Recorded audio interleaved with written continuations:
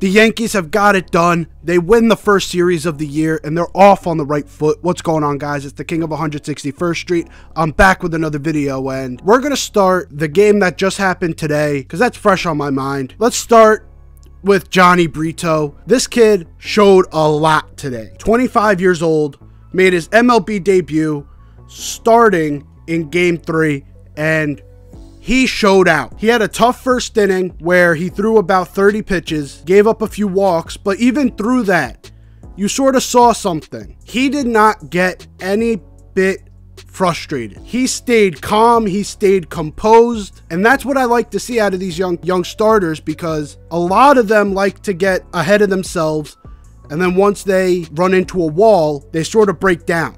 And that's not what happened with Brito. He got through that first inning without giving up a run, and then didn't give up a run after that. Just a spectacular outing. His changeup was on, his fastball, he has two of them, and both of them work well off of each other. The only thing I would want to say that he needs to work on is, especially this came up in the first inning and he kind of got better with it as it moved on, he needs to get consistently able to throw a two-strike pitch, and that should be his breaking ball. His breaking ball was not as sharp as it needs to be. It didn't cost him today, obviously. He had an amazing outing. But going up against other teams that have very good eyes against the changeup, teams that can hit the fastball better than the Giants. Because let's be fair here, the Giants do not have the deepest lineup. There's a reason they're bunting on 3-0. It's because they don't got much pop. But when you face a team that could hit a fastball, and that could hit a fastball very deep, you're going to need another pitch to come off of that. You can't just go fastball changeup against these better teams. Teams like Toronto, teams like Houston. Like against Yordan Alvarez, you're not going fastball changeup only. You're going to need something extra to take him out. That's where that breaking pitch needs to become his two-strike pitch that can get him the strikeout. So that's the thing that he was struggling with in the first inning, was he'd get the two strikes and then he would never be able to find a way to get that strikeout pitch. That's the only thing that he did that I didn't like.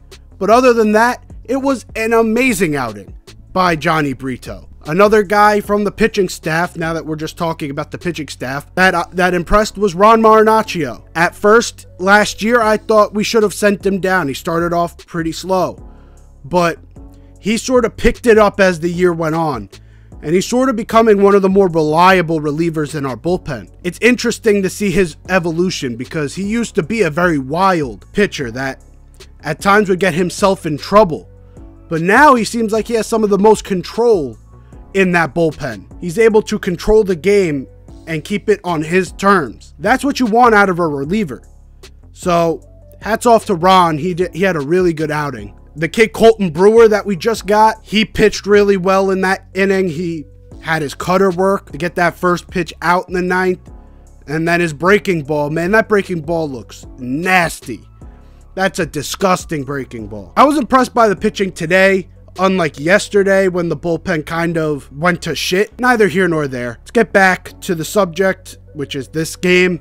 Today, the Yankees bats came to life. Aaron Judge with his second home run of the year. Is he on pace to have another MVP season? He has 2 home runs already. He's batting around 500 to start the year, and I know it's 3 games. You would think that someone would have some sort of pressure to back that up. But Judge is sort of walking into this season like he did last season, like he has something to prove. He may be thinking like, I need to prove this wasn't a fluke. Judge is starting off really hot. That's a great start for Judge, but the shot heard round the world was Giancarlo Stanton's homer. It went into standing room only. There are select few people who can hit a ball into the standing room only area in center field. Giancarlo's one of those guys. 117 off the bat, 485, the second longest home run of Giancarlo's career.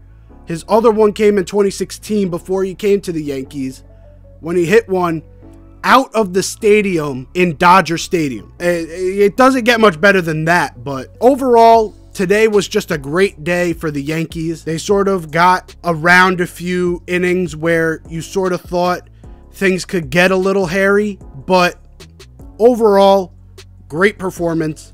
Johnny Brito is definitely the player of the game there.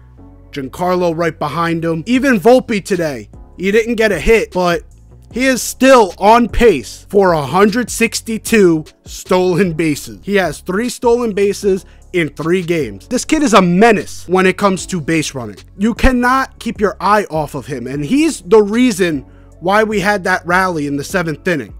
Once he got on base, that pitcher Jelly, whatever the hell his name is, just lost focus of whatever he was doing to the batter because Anthony Volpe got on base. Anthony Volpe just created this sort of monster that he couldn't shake, and it created him throwing wild pitches, him keeping pitches over the plate because he's rushing. Anthony Volpe is affecting the game in more ways than just hitting by making the pitcher worry. You saw Jelly was worried. He was worried that Volpe was going to run. He kept paying attention to him, and it costed him.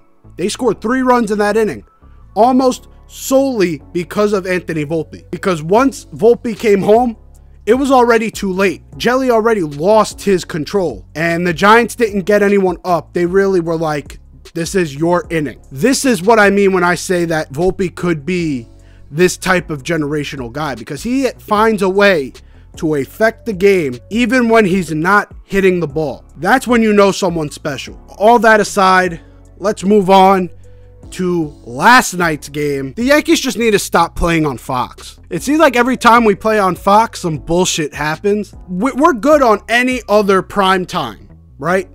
We're good on ESPN. We're good on TBS. We're good on TNT. It's Fox. Once they play on Fox, something happens and they can't perform. That happened to the starters today. Now, let me ask you guys a question. What am I missing about Clark Schmidt that is so enticing to fans and the team? Because I've seen people vouch for this kid up and down. I do not understand it. This kid is not good. He can show you flashes of being all right for 1 or 2 innings. But once he gets into that 3rd, 4th, 5th inning, the wheels fall off. And if you're trying to start him, he is just not good at starting games, because you need innings out of him. And if he can only go 4 to 5 before the wheels completely fall off, and now you're starting to hang pitches over the plate, now you're starting to lose control. It's just like, what have we seen out of this kid? And I thought early on that we had something in Clark, but it kind of appeared to me as of last year, all the experiences that he had pitching did not help him in the long run. It ruined him. 2020, I keep bringing it up. They brought him in for his debut in Buffalo when the Blue Jays couldn't go to Toronto. In Buffalo, bases loaded, no outs in a big game, and they said, get out of it. And he gave up 5 runs in that inning, and he's never looked like a competent pitcher after that. He hasn't. It's just the wheels fell off, and I don't know if there's any coming back from that. Yes, you're seeing flashes of why the Yankees trust this kid, but are flashes enough? We need wins. I'm not that concerned about game number 2. I'm concerned that if Montas is not coming back this year, which that is still a possibility, I'm concerned that he's starting in the postseason and he's not ready. I don't know if he'll ever be ready to start in a postseason game. It just pisses me off how many people come up to me, come up and say these things like Clark is better than Domingo Germán. When Domingo Germán is on, he is 5 times better than that kid. And I don't think that's a debate. I get people don't like Domingo Germán for what he has done. But at some point, I'm not saying you have to let it go, but at some point you sort of have to separate the person from the player. And the player is 5 times better than the player you guys are vouching for. There has been no other incidents other than the one incident that got him suspended to start the year.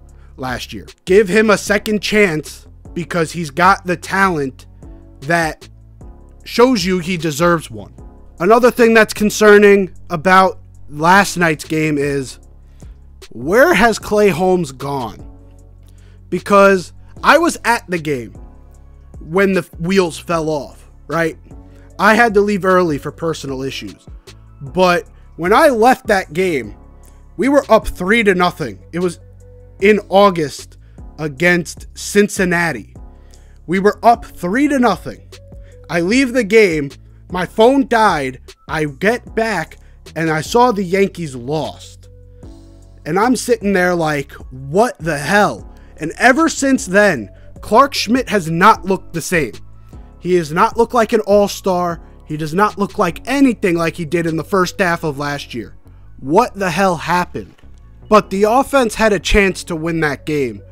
And in the 9th inning, bases loaded, 1 out, Giancarlo Stanton grounds into a double play. And look, yesterday, I was pissed about it, right? Camilo Doval was very wild going into that at-bat. It seems like you have to take till first strike there. If you look at the at-bat, he gets into a 2-out count because of a pitch violation.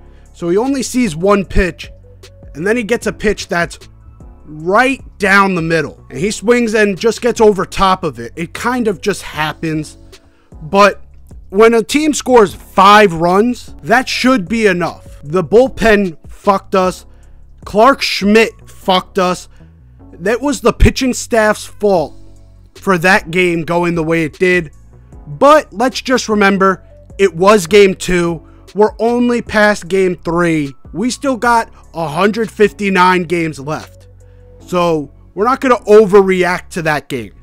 We win the series. This is what you want to do in baseball. You win series, survive in advance. That's how you win the division, and that's how you make it to the postseason. We'll be back tomorrow, but I'll be back Wednesday, I think. So I'll see you guys then. Take care, and peace.